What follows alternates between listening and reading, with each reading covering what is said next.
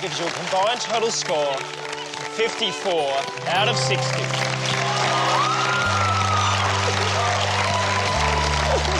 That means Dan and Steph, you are the My Kitchen Rules champions.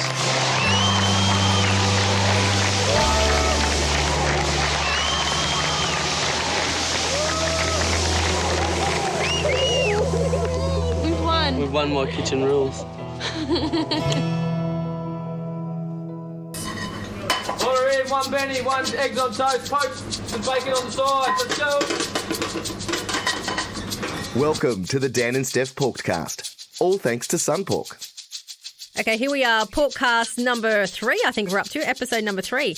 I'm rolling solo in the studio today, and Dan has hit the road and he's out at Kingaroy getting ready for Bacon Fest. Are you there, Dan? I'm here. Yes, I am, Stephanie. You've made it to Kingaroy, thankfully.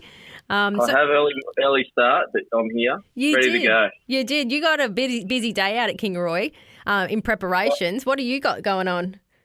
So today I'm going to rip into about 1,000 pork bellies and stuff them and roll them and get them cooked off for our porchetta rolls that we'll be showcasing at the Sun Pork's Swig and Swine deck over the weekend. So I'm super excited. This is the sort of stuff that I really love to do. It's like the big catering, get in, get bulk food made and then just smash it out when it comes time to service and just watch everyone enjoy it. So this is right up my creek. And you're I'm definitely looking forward to the weekend. Oh, absolutely. You're definitely going to be in your zone today in that kitchen. You're going to love it. I've just walked into the kitchen and there's probably 15 elder ladies cooking packet cakes and stuff. So I've actually got to wait until they Oh, okay. All right. That's okay. Yeah. You'll get this there. is perfect. Yeah, that's right. We'll fill in some time here. So we definitely have Bacon Fest this weekend, which we're super excited for. Swig and Swine best weekend of the year, yep. Oh, it's so good. And it runs all weekend. I think they're expecting like 20,000 people or something over the weekend. So it's going to be huge. Best thing about it? What? Kid-free. We're kid-free. Woohoo! I shouldn't say that, but geez, it's been a tough week. It has been. It's been an up and down roller coaster this week.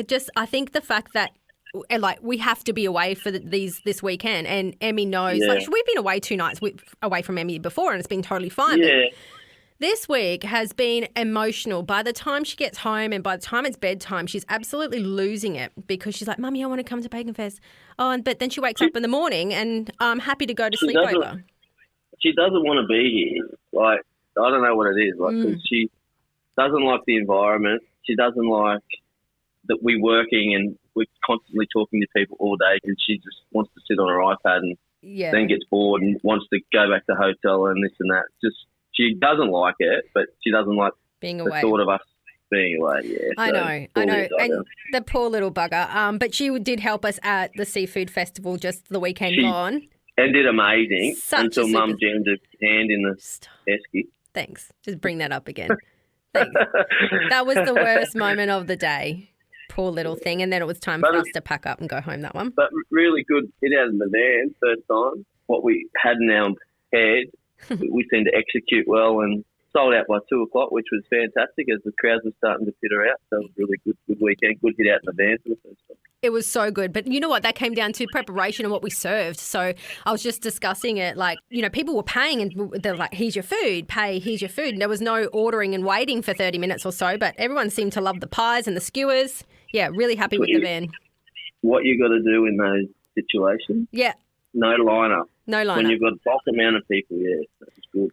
Also, too, Emmy had her ballet exam this week, which was cool. Oh, my God. God. The first exam, the hair and makeup done. And so cute. She did so well. She was a little bit nervous at the start, wasn't she, in the morning? Yeah.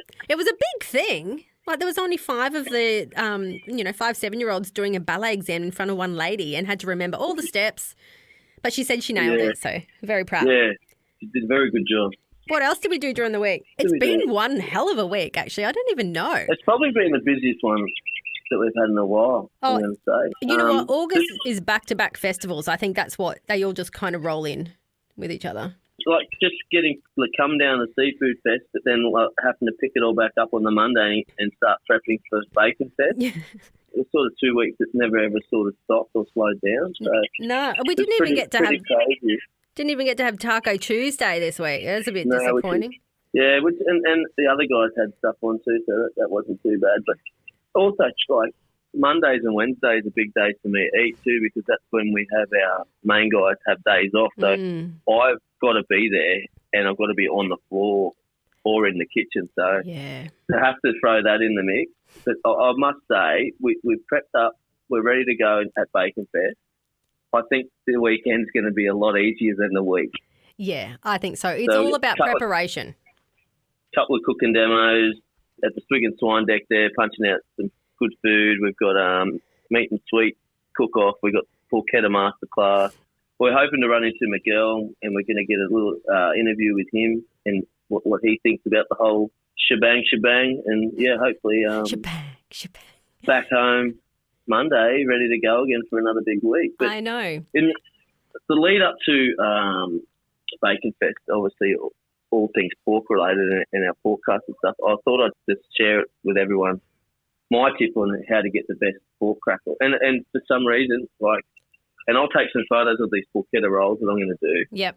For some reason, I just get it every time. So I'm going to start off from the start. So as soon as you get your pork belly, get it home, get it out of the wrapper or whatever it's in, and get it on a piece of baking paper on a tray in the fridge for at least 24 hours. Once you've done that for 24 hours, you need to score your pork belly. And what I do, I use a Stanley knife, and I just use the tip of it because you don't want to punch it into the meat too much. You just want to score that skin.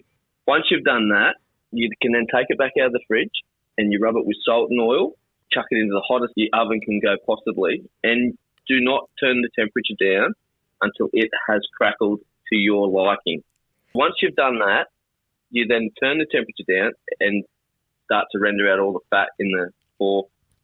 And, mate, the crackle's done. So you're just slowly cooking, slowly roasting the pork. And it doesn't matter what pork I get from what butcher, from wherever it is, it's the same every time, and it works. So there's my tip. That's Dan's little pork belly crackle tip. Very good. I'm glad. Can't go wrong. No. So you're saying 250 degrees, super hot, get it crackling for however long it takes, 30 minutes, 40 minutes, whatever, and then reduce it to 140 for 3 hours. Yeah, a couple of hours and render it all out and get it nice and soft. Yeah. The only problem in our household is hiding it from Emmy. The crackle. Literally, there's no crackle left on the pork before dinner. Yeah, that's right. So, she's a little sneak with her little pork crackles. Sneaker. Yeah. Talking about Bacon Fest, if we're going to try and catch up with Miguel, a good friend Miggy, is he ever going to reply back to our message? We sent him a message on Instagram. You've been brushed, haven't you? Yeah, I have been brushed. Never mind. Proper. Good friend Miggy, we're going to go out and catch up with him. We'll see. I'll just bail him up. I'll just back him into a corner. I won't let him go until he gives me an interview. Are we actually going to understand him? Sometimes he talks and I'm just like, what? He puts S's on things that don't mean to have an S on. It's a bit like... He's very Spanish. This is real Spanish cooking at its best.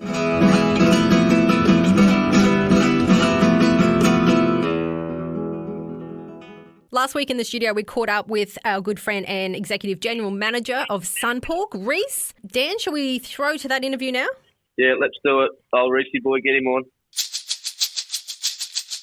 Let's take it back, Reese. I remember Bacon Fest. What year? Oh, I think it was 2017, maybe. 2017, the first one. The annual. 17 or 18, I think. Yeah, something like that. And, the Bacon Fest guys, we went out there as a food vendor. And I remember we were a bit overwhelmed the first night and we got cleaned out. And anyway, we spoke to the organisers and they're like, you guys can't leave. Because we were serving pork tacos. Pulled pork tacos, that's right. And exactly. They sort of advertised that we were there. So we thought, I said, I can't serve anything because I don't have anything left. So the whole team rallied, and then I think it was within 15 minutes, I think Sal from Sun Pork, a dead set lobbed about 70 kilos of already pulled pork on me lap and we're ready to go again. So that's how I thought, well, how good are these guys? But then the next day I remember standing in the gym there where they were doing this crazy Olympics and I was talking to this fella and I was saying how amazing Sun Pork were because they got us back going and they handed us all the pork and all that sort of stuff and slaw and it just happened to be you, mate. Yeah, no, that's right. I couldn't believe it. It was pretty unbelievable. I mean, it was no surprise having you guys at Bacon Fest. You're going to get cleaned out. Yeah. And it was great when Sal came and said, hey, listen, can we help these guys out? absolutely get it sorted. So, for the next day, for you to be standing there telling me the story, it's pretty cool. Pretty cool. And then, we sort of kept in touch from that point too, sort of didn't lose contact. And then we got the call up to do the second time round. And then me and Steph, we spoke together and thought, we'll have a chat with Sunpork and see if there's an option of maybe getting sausages into the market somehow or other. So we had that initial meeting and everyone was all on board, and me and Steph made a promise to ourselves to be in every episode of MKR Rival. For the marketing side of it. So, this whole sausage thing would work. And, what is it? 2 years? 2 years we've had the sausages out there? Yeah. It's insane. Absolutely. I think they're going well. I think the partnership, not only as brand ambassadors, but with the sausages in isolation, it's a good recipe. I mean, Dan, mate, you were the sausage king on MKR. So. Yeah, the sausage king, I make 3 sausages. 2 of them get absolutely slated by the judges. And the one that they loved was a blood sausage, Balinese, and I'm still the sausage guy, still to this day. Yeah. Yeah, absolutely. We'll just remember the one that worked really well. Yeah, that's right. Yeah. But, Sunpork and the sister company, 3 Aussie Farmers, who produce and make our sausages, that we work really closely with you guys, creating the different flavours and listening to the people that shop and buy them in Coles. We're so proud to be Sunpork ambassadors and flying the flag every day. It's a great product. We love it. For instance, like my butcher, Scotty, like we're really good mates, and he does a good ham. And every year he'll ring me and he'll say to me, mate, the hams are filling up quick, right? You want one? No, I'm all good, mate, because the Sunpork 3 Aussie Farmers ham is hands down the best one I've eaten. I'm not saying that because of the relationship. It is genuinely the best flavoured, moist as ham. Did I say? Oh, yeah, you did. No, mate, I appreciate that. Yeah, but Dan's being the ham connoisseur, but also the sausage king. So, it's... So he wears multiple hats. He does. And he tries to be a punter too. I know that you guys have got so much in common, you two. Like, you text each other like Saturday afternoons or something, don't you? Yeah, absolutely. Yeah. Well, I try and get the late mail from Dan and then... Oh, don't listen to him, seriously. we can normally string 1 or 2 together on a Saturday. Yeah, we do. To be fair, yeah. And I did give you the last in the Darwin. You did. You give me the Darwin Cup winner, and it paid very well. It was good because there was odds-on favourite in there too. I thought, here we go. This might be there, but it got up. That was a solid tip that I got from Melbourne. Right. And always happy to share good tips, mate. Beautiful. Well, we'll share our sausage tips. Yeah. You do. Yeah. Been working your treat. That's what we're going to do throughout this podcast is we're going to do recipe of the week, tip of the week, all that sort of stuff. So we're hoping we get a few listeners and all that sort of stuff and we can pass on the good word. Oh, that'll be good. Yeah, absolutely. So, Reece, just tell us a bit more about the 3 Aussie Farmers brand, which is like a sister company to Sunpork Fresh Foods. Their story, they're actually 3 generations of Aussie pork farmers. The evolution of that brand was, I suppose, it's pretty special to us because it's such a unique and genuine story. Sunpork is owned by 3 Queensland farming families. Yeah. And, I suppose for us, we've never really leveraged off the strength of that story. So, the 3 Aussie Farmers brand came to life. That's our retail-facing brand within the Sunpork group. And, as I mentioned, it's just a great, genuine story. And, the image on the pack is actually the silhouette of the 3 gentlemen. Yeah, it's incredible. That own Sunpork, which you guys have met. We've met them. Absolute soul of the earth, the 3 blokes. Like you wouldn't meet 3 better blokes. Yeah. Yeah. Yeah, look, great people to work for. Absolutely amazing. Yeah, absolutely. And I remember we did a TVC with Sunpork and 3 Aussie Farmers last year and meeting BJ and the the other 2 3 Aussie Farmers. And BJ was he was like the face of the TVC, God bless him. And he was stressing out and his wife was telling him his lines and stuff. And he even snuck a sneaky little scotch in there. A bit of Dutch courage. The nerves off. Yeah, it was good. Typical Aussie farmer, that bloke. Yeah. Absolutely, yeah. And done the Sunpork golf day with him too. He's just, he's good value. But I remember the actual TVC was shot at his house. And it's just amazing. Yeah. And all his family were there. And it's a really good story. Yeah, beautiful family. It's a great one to be a part of. Absolutely. We're so proud to be a part of that entire family. And in coming months and later in the year, we will be sharing the story on our own TV show, which you guys have proudly supported and sponsored our TV show, which is exciting to put it together again. Yeah, we're looking forward to that. I think I saw some dates go into my calendar in September sometime. I think we're doing some filming out there. Is that right? Yeah. We are, yes. Yeah, September. Can't wait. Mate, that'll be good. What do you think the main ingredient is to what makes Sunpork pigs the best tasting pigs around? Like, what's it come down to? Mate, there's a few things. I mean, I would say it starts with a lot of science. There's actually a lot of science that goes into producing great pigs, and we're in a pretty unique position at Sunpork because we also own PIC, which is the Pig Improvement Company, which is a genetics business. So while Sunpork represents, say, 20-odd% of the industry, nearly 55% of all people in Australia use our genetics. So it starts with a lot of science, and I suppose it ends with a lot of care. You know, people that work in our farms or processing or anywhere in our value chain, they absolutely do care for the animals, for the end products. I think when you mix the science and that level of care together, that's how you get the best pork in Australia. Yeah, absolutely, mate. And I've been out to Tong Park there, and I can vouch for that 100%. Like, they're given the best care. It's such an eye-opener for me. Like, I'll never forget that. And really, it's a bit of a mind-blowing thing because the normal consumer wouldn't even think about the genetics of the pig or how they are created and why they are so tasty and kept happy and the whole farming process of it. So that's a story that we love to share, as well as your story and the Sunpork story and the 3 Aussie Farmers story, because people need to know this. Yeah, for sure. I think, you know, Australian agriculture, I think for a long time we've been sort of probably a little bit afraid of the media to, you know, come out and tell the truth about what farming's all about. But I think people are getting more brave in that space, and certainly we are, as you know, at Sunpork, because, you know, we're mighty proud of what we do, and we're going to keep telling our story. Yeah, definitely. Fantastic. And we're 100% so proud to be part of that. Yeah. Cannot wait. Yeah, it's the greatest. Yeah, so the future is bright with pork farming, and we're so proud to fly the flag. And Reece, I've got a question for you. What's your favourite cut of pork? Oh, look, my favourite cut of pork, the right answer here should be a pork fillet because it's lean and I've got to keep an eye on the weight. But the reality is it's pork belly. Yes, I'm with you, mate. You know, you just sort of can't go past it. It's just got so much flavour, and you know, if it's done right, you just can't beat it. Yeah, I'm with you. Pork belly is my favourite cut too. That's some sort of Asian-inspired pork belly dish is going to get me every time. Okay, I'll mental note that one.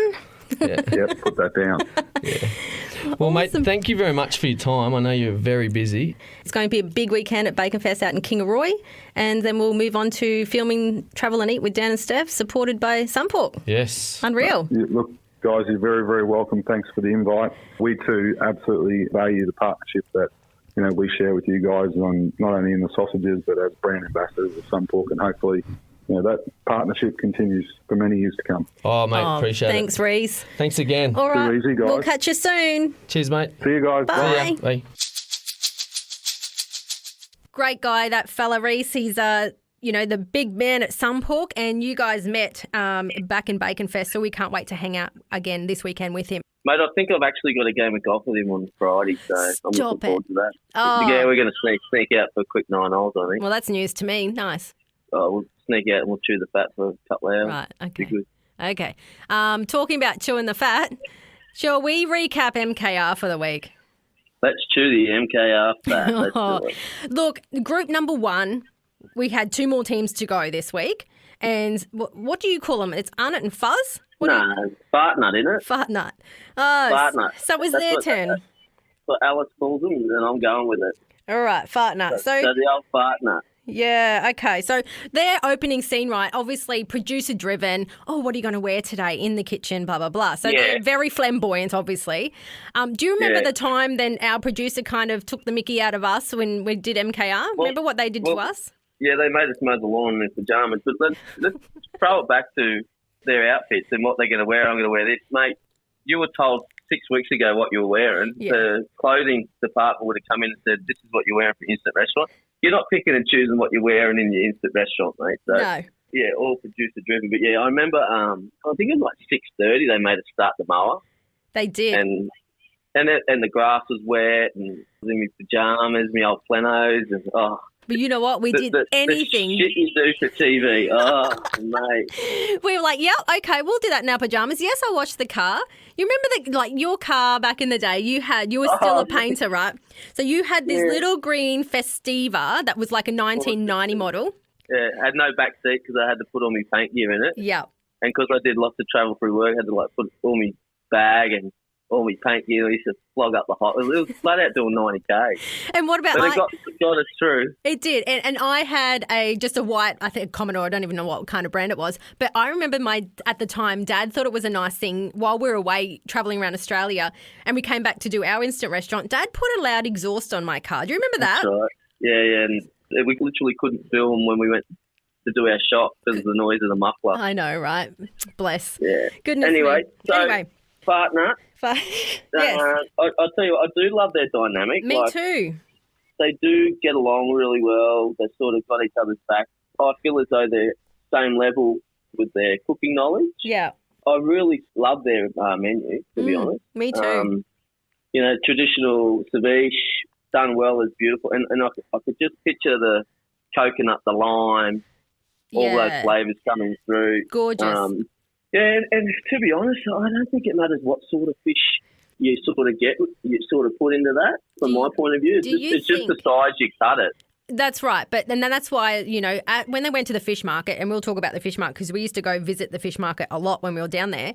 But yeah, we loved it. Yeah. We loved going to that. It was just being around that environment. It was so fun. But in the actual, when they were trying to find the fish that they wanted, they couldn't find the one that they usually have. Sea perch, yeah. What a stitch up that is, right? What a stitch up, yeah. So then they just chose some random one, which is a dory, and it wasn't so soft. And then all of a sudden that was the big drama about that whole entree. So I feel like the poor fellas, like the flavour would have been so good, but maybe just the wrong choice of fish. But at the end of the day, it still looked beautiful. I was like, their entree would have been delightful. But then talking about visiting the Sydney market, they got lobsters. They got lobsters for their main, and not only did they get lobsters, they paid $720 for lobster for a main course. Right? Mate, I remember our budget for our shopping was $500 from memory, and I think it was $1,200 to do the whole instant restaurant. Yeah, with decorations and the other stuff. We had to pay for all that as well. You know what they were doing with the lobster? Put the raw meat in just at the end when the curry paste was sort of finishing off, and then obviously with the rice. Yeah, I thought it looked good. Good, yeah. Yeah, they're the dessert. And then there's I don't know. Coconut banana. Look, I understand the flavour combinations 100%, but, I think even they said it was ugly delicious. All of their plates were ugly delicious over the night, but I think that the dessert obviously let them down. They were a bit sad by that. All round, 3-course meal I thought was pretty cool. But let's talk about Stephen and Freena around the table. They're at the bottom of the leaderboard, right? Yeah, you got to admit, I think production has a fair bit to do with it. Obviously things would have been said at different stages of the night and they've sort of cut it in to make it sound. But geez, they didn't do them any favours. They sound spiteful. 90% of the people around the table loving everything and they're not. And then it just, I didn't get it. Yeah. And to be honest, when you have an entree like that and then a main like that, there's no point being spiteful because you're not going to beat them anyway. No, that's right. You just cop it. Think about it. Yeah, 100%.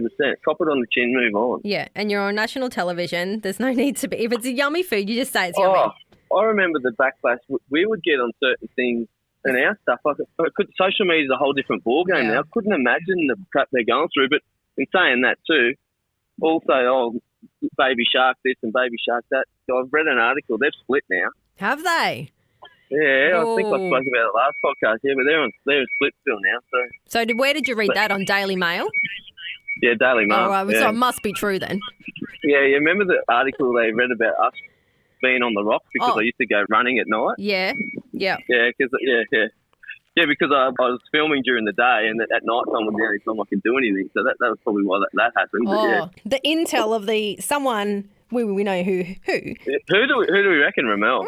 Ramel. He always got what are they? The paparazzis everywhere and got inside info, started story crap. Oh. Anyway, please. He would let them know obviously for a couple $100 where we all were. Obviously what you read online and in magazines is clearly not true. Done. Yeah. Anyway, let's move on with that one. Let's go to, we've got a couple more episodes to talk about. So the last of the group, Ashley and Matt in WA. Yeah. Oh, she needs to pull herself together. Yeah, she sort of put it all out there, didn't she? She did. A bit emotional. I get it because I remember when Manu and Pete knocked on our door for the first time. I literally had a lump in my throat and I had to swallow it. Like, remember that? Like. Yeah. Oh wow! Yeah. That moment. It's the moment. I get what she was doing. Yeah, but the local menu using the Marin and the I don't think the venison local, but we've had Marin once before. Yeah. We had Marin, I think someone in WA. Jen and Joanna cooked it. And didn't rate it, to be honest. It's too fresh watery for me. It doesn't have that saltiness like you would get from stuff out of the ocean. I agree. But I love their menu, how they kind of use local stuff, and they went to catch it themselves. Of course they did. Of course they did, yeah. But I do love their dynamic. Like, they're a married couple just like us. They get each other. So they dance around the kitchen and like... No, I disagree with that. Really? Well, when she's bawling her eyes out, mate, if that was you, I would have grabbed you, pulled you in and like reassured you that everything was going to be okay. Yeah. He put it out there for a fist bump. Fist pump? Fist pump, yeah, I'm all right. She awkwardly grabbed it. It was just an awkward mess of a scene. Yeah. Like, that's not having each other's back. Oh, you'll be right. You fist pump, baby. Oh, gosh. And she was very demanding, and she dead set would have watched that episode and gone, am I really like that? I know, poor darling. Dead set, he would have gone, no, darling, no, you're all right, rah, rah, rah. So, yeah, it was different, but she'd be looking back on that. She'd be bummed with herself. Hopefully she gets it together, because if she's this emotional for the instant restaurants, mate, these challenges and all this other stuff is going to eat her up. Let's just hope she got all her emotions out in the first instant restaurant, first cook, because their menu, let's just quickly go through their menu. The Marin bisque, like, I think they did that pretty well. But Stephen and Freena thought it was just like a tomato soup. But the way that they built those flavours and stuff, and I thought that looked really cool. When they were critiquing the entree, Freena loses it and walks off from it. Did you remember that? Like, Nigella's there looking at her going, well, this is a bit awkward. Yeah, and then she attacked Alice. That's right. And then, we all sort of did the big walkout thing. And that's when I thought, here we got another Ramel on our hands doing the big walkout and rah. But it's like, I think we spoke about it. At the end of the day, too, like, these people are humans with real feelings and stuff that when you're watching the TV, you don't see them as that. Like, and they're all different, all different personalities. So you're going to get this. So I don't think you got to beat them up about it. I think you sort of got to, each their own. That's what she chose to do. Yeah. That's just who she is. That's right. You can't beat them up about it. But they kissed and made up. And that's right. And I think, the pressure of the competition, the pressure of so many characters and personalities, the pressure of being on the bottom of the leaderboard, just like not doing, like, it's a little bit embarrassing. And at the end of the day, like, these guys are only human and we've all been through it. And just remember all the time when you're watching it, it's TV. It's been edited. Yeah. You might see different people in different ways, but at the end of the day, they're just human beings like you and me.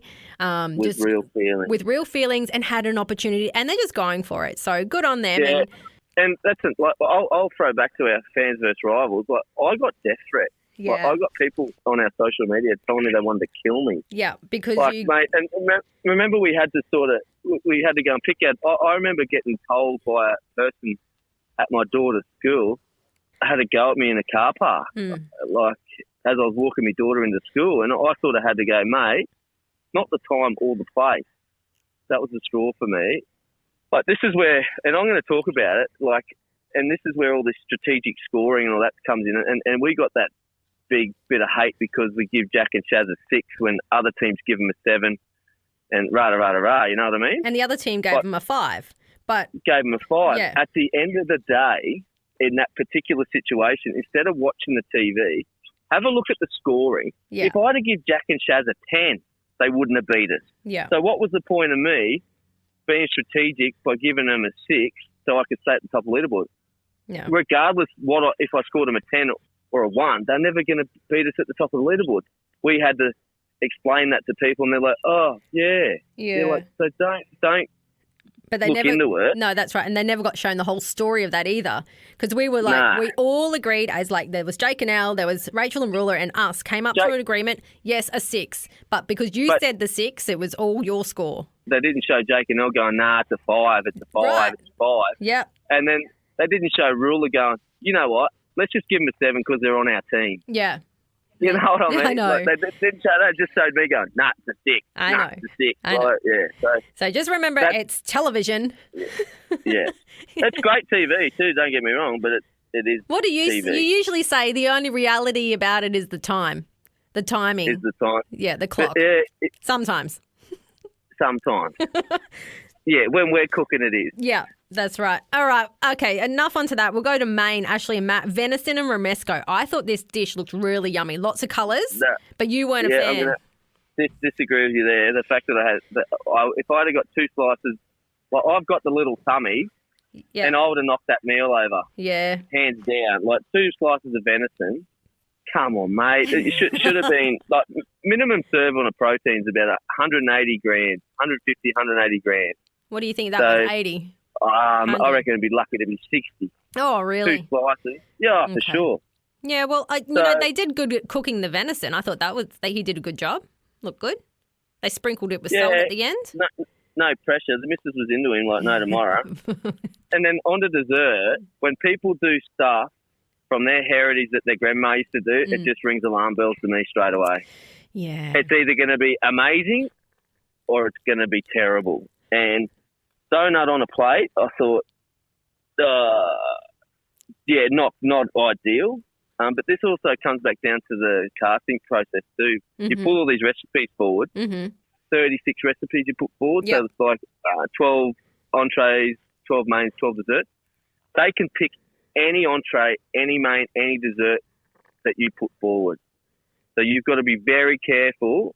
And you don't know this either, do you? You don't know that. You just when keep you sending get them. on the show, So that's how it works. But that is how it works. So I think it was a bit safe. I think the donut itself would have tasted yummy with all the flavours into it, but when you're doing a 3-course meal in a cooking competition, I don't think it was a complete dessert, which what they were looking for. But I think she did really well. I thought the presentation was a bit cute. It would have tasted yummy, but I think if she chucked an ice cream in there or a sauce or something, I thought custard. Yeah, custard or something. Nice big hit of sharp rhubarb, as Nigella said. Yeah. You're right. Yeah, so end of the day, they were never going home. No. Like that cook, I think the entree and the main was good enough anyway. So Steve and Farina didn't have to carry on at all. They would have known from their entree that they were going home. Yeah. They obviously, Steve and Farina go home. Ash and Matt go through. I hope she sorts her emotions out because that could get the better of her. They're long days, the interview process. It's just really, you've got to be on. Yeah. You can't be letting your emotions get. So, yeah, all in all, I enjoyed the round. The highlight for me was Alice and Pete. We're looking to get Alice on for a chat the next couple of podcasts as well, which would be a laugh. I know. And I have a sneaky idea how to do this. So I'll talk to you off this and how we're going to do that. I reckon we could catch you one day. Yeah. We're going into group number 2. Yeah, which I'm like, I'm done with these instant restaurants already. Me too. After 6. I'm like, that's right. There's another round of instant restaurants. And by the time of it, like, I'm not going to lie, watching MKR every night takes into my Netflix time. So it's like I don't have enough time. I can't watch MKR and it finishes at 9 and start watching Animal Kingdom again. It's like I can't. Yeah, just can't get in that head frame. It's exhausting. So I'm the same. I watch it in the morning when I'm at the gym. Yeah. I refuse to let the US Office. Your Office binge. Yeah, I can't do it. That's my Netflix binge of the night. So you've watched The Office 6 times. I reckon I've watched it about 50 times. And there's people out there that get The Office and there's people that don't. Yeah. And hopefully the people listening go, Dan, I get it, mate. The Office is awesome. Shout out to Dwight Schrute. I'm sure he's listening. Dwight, right. Okay, so hit us up on Facebook and send us a message or Instagram if you are a Office fan. Dan would love to chat to you. Parkour. Yeah. Parkour. One of the opening scenes. It's one of the best opening scenes you'll ever see on a sitcom. Is that what I hear from your phone? I was like, I don't even know what that is. Parkour! I'm right behind you, Andy! Come on! Do it! Yeah! Parkour.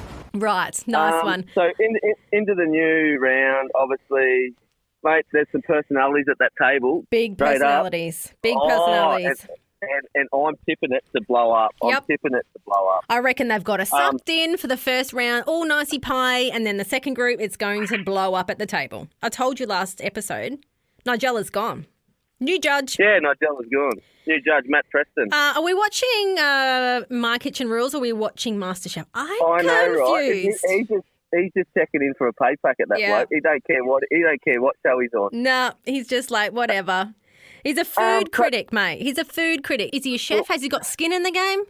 he's probably on a good show, given that he's a food critic, because that's what he's doing. He's probably a good critiquing people's food. So pay it packet. does make sense. Yep. Yeah. Righto. Got to say, Yeah. the way he speaks, I'm not hating fella, and I think you have good dynamics with Manu. They're mates. They obviously know each other, and a bit of banter to and fro. I think you'll be good. I don't think you'll be Nigella good. Like, I really rated Nigella, thought she was great. Yeah, I warmed to Nigella after a while. So maybe I'll so warm you're to Matt. over it? Yeah, I'm over it. I your love little Nigella. guy? She's the best. But let me see if I can warm to Matt Preston. So far, so good. So we're talking about team number 1 in group 2. I thought it was Shane, but it's Shay. Shay and Dave. Shay spelled C-H-E. C-H-E. Like Shay Guevara, you know. That's right. Whatever that thing So is. they're being labelled the chili guys. Chili guy. So, Yep. yeah, mate, ridiculous idea to have 3 elements of chili. Right. Oh, so elements in chili in 3 dishes. That's just ridiculous. I think they submitted all their recipes with chili in them. What I'm thinking is I'm dead set thinking they've got a chili sauce company or they're doing something. Yes, because I did spot some sauces with a brand label on them on the table when they're chili set up. So I reckon they do. I agree. They're not there for the right purposes then, are they? They're there for promotion. Nah, and I think the big fella, I think he's a bit of a passenger, to be honest, because he's made a few comments around the table about food and stuff where I think, oh, mate, if you're a real foodie, you'd sort of know that. Yeah. Hasn't tasted this or hasn't tasted that. One was the Radicchio. That's in the second instant restaurant. Yeah. Let's talk their menu. Yeah. Entree, tom yum soup. I said to you the other day, I was like, yeah, it just didn't really like it. Didn't seem like it had much body or flavour to it. The mushrooms and the tomatoes. But I think the judges loved it. I think everyone around the table. And also too, like there wasn't enough soup in there.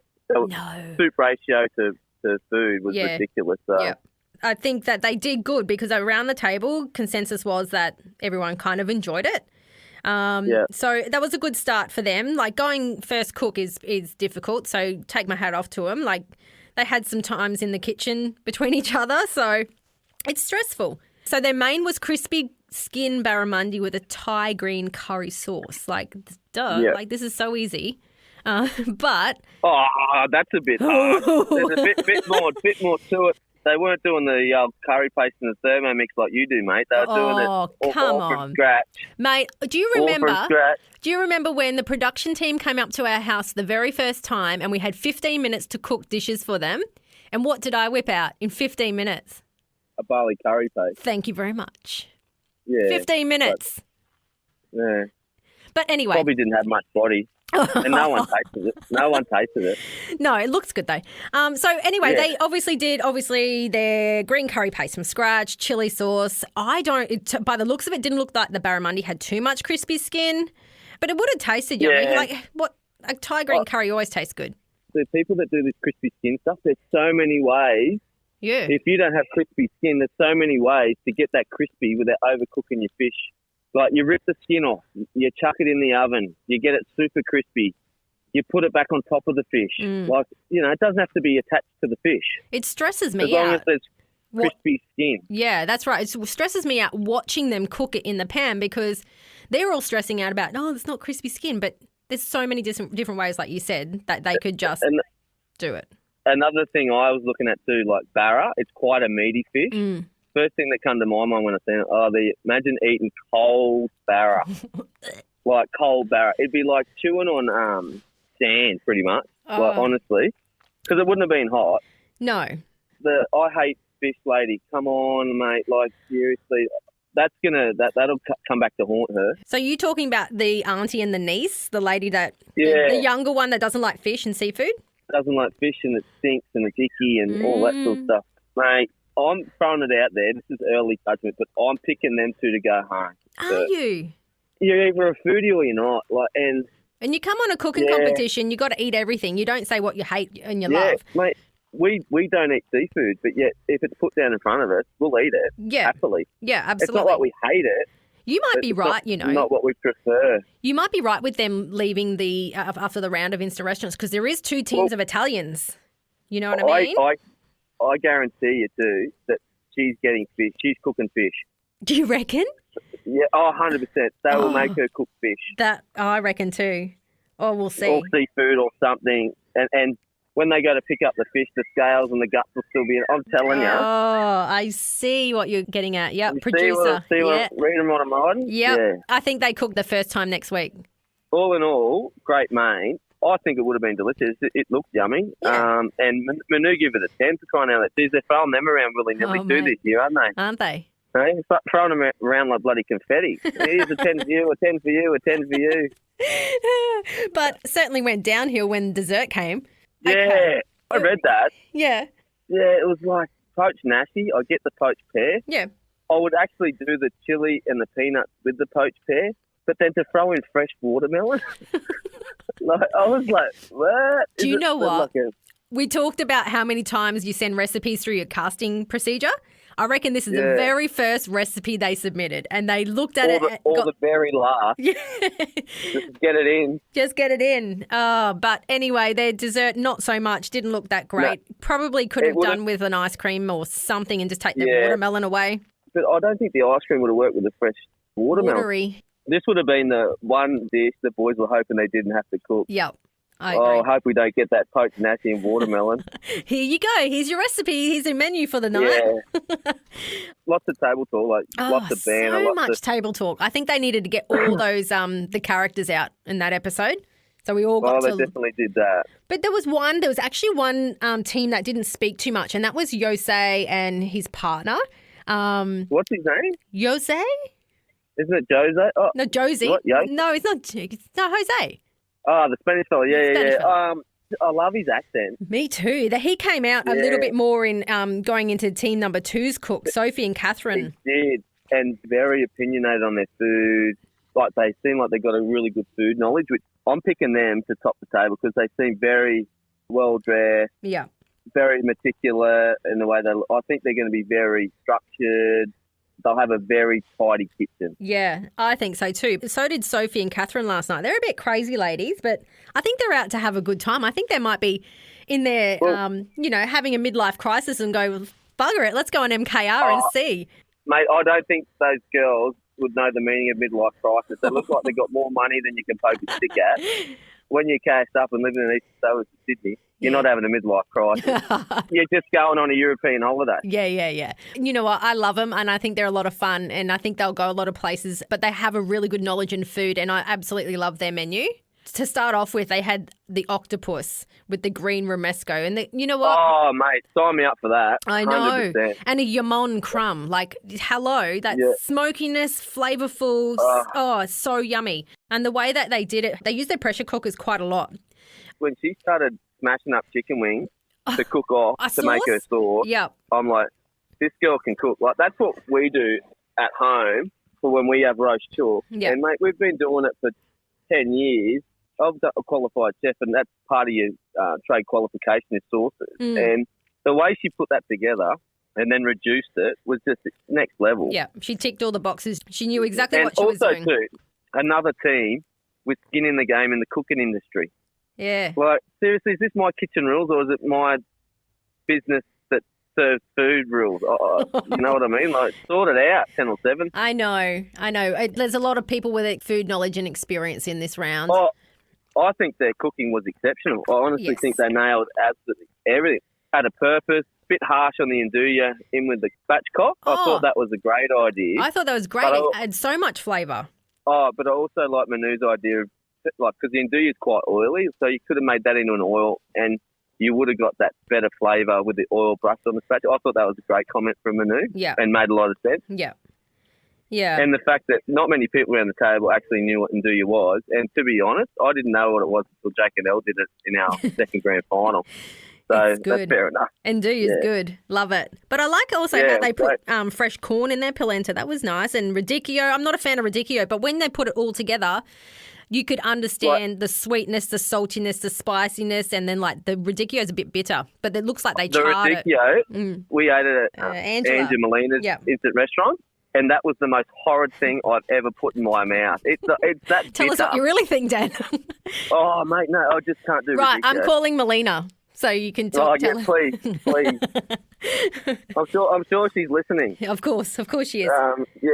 All in all, to be fair, I'm over the instant restaurants. Like, instant restaurants, you're sort of in your own environment. Only so many times you can hear one lady go, "I don't eat fish." You know what I mean? Like it seems like the same talk. But I do believe we're going to see conflict between the two Italian teams. I do think so too. You know, they Like, both they're very outspoken. They both had an opinion on the semifreddo. You know, the late Sophie and Catherine's semifreddo dessert. They all said it out in their Italian accent.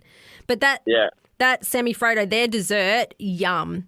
I think it was Manu was saying. It was a marriage made in heaven. Oh, like, did you see how they caramelised the figs? Oh. But just the way they whip the egg whites to fold it through. Yep.